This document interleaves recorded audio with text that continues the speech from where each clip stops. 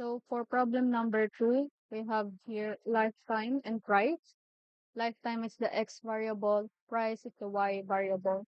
So using the core function, it will give us the raw value of 0.615128, which is not equal to what we got in problem number 2. We got a raw value of 0.6171.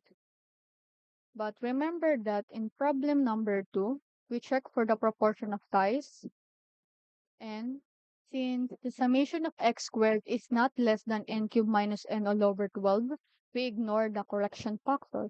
But if we continue to use the correction factor, we will come up from the same conclusion that the raw value is 0.615128.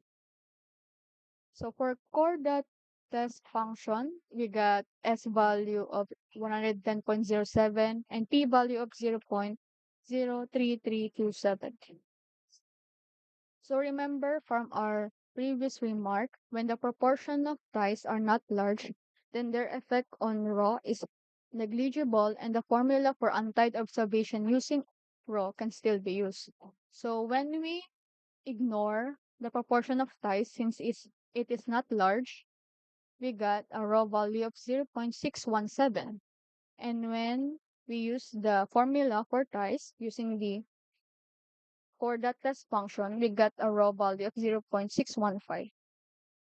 So the effect on raw is negligible.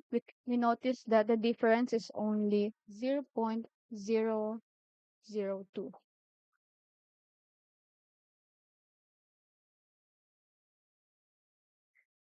If you wanted to remove the warning here, the cannot compute for exact p-value with dice, you can write the argument that exact is equal to false with false in all caps.